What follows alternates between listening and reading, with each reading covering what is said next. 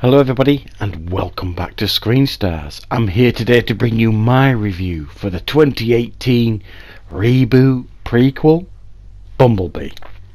Now then, this is a film that's getting some decent buzz at the minute. A lot of people are saying some fairly nice things about this, which makes a change for a Transformers film.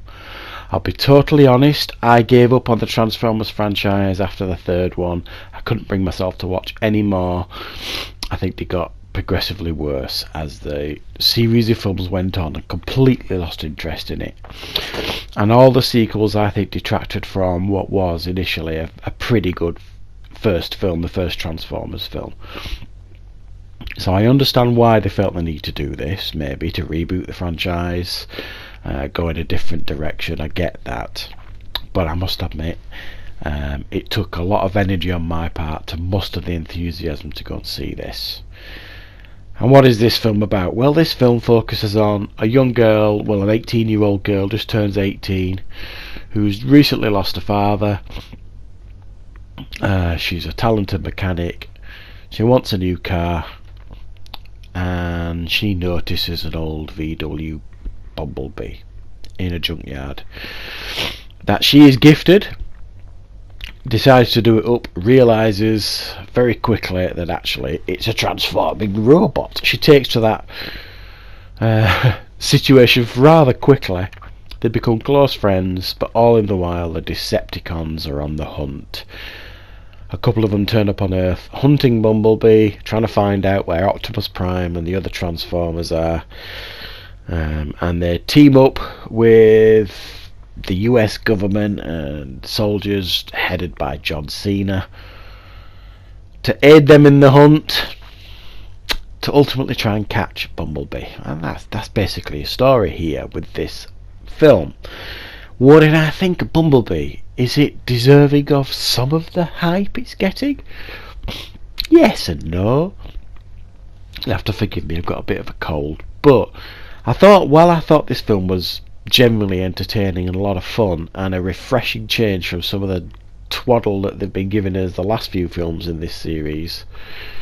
I don't think it's as great as everyone is saying, if I'm being totally honest. There's a few things that grated me in this film, and essentially in many ways it's a pulled back, toned down version of the first Transformers film. They've kind of remade that in a lot of ways.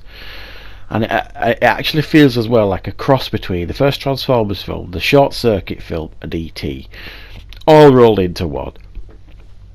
But because they have reeled it in and toned it down, because there's less on screen in regards to CGI effects, it's easier to follow and understand. The other Transformers films that I remember watching was such a mess on screen.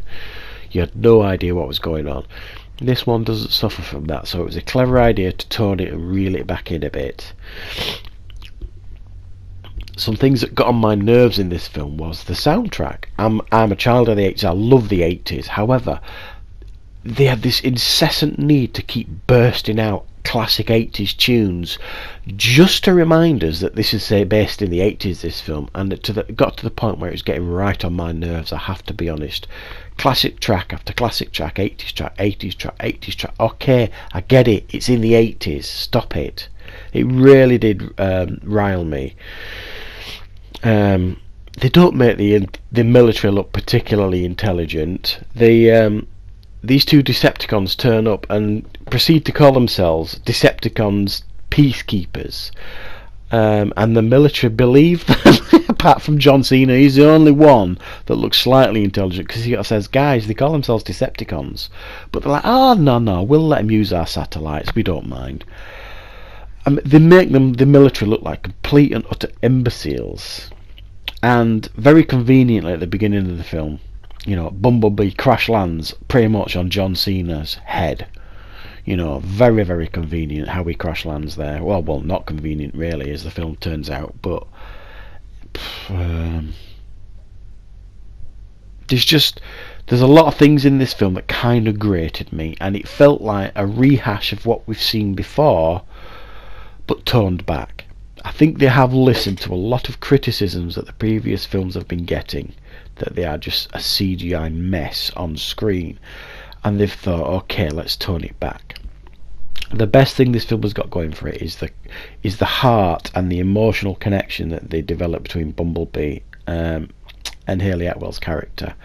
I believed that, and I really liked that, and that was handled really, really well, and it's what keeps this movie going, in my opinion. Their relationship, it's really sweet, you believe it, and it's really heartfelt, and it's acted really well. I thought Hayley Atwell's performance was commendable, to say the least. I thought she did a great job in this film. So I had fun with this. I don't think it's exceptional or anything. I did have fun with it, but because I think the few Transformers films have been so bad, this was a nice refreshing change, and they've reeled it back, they've toned it down, and it's made it a much more digestible movie and fairly enjoyable to watch. So I'm going to give it a 7.5 out of 10.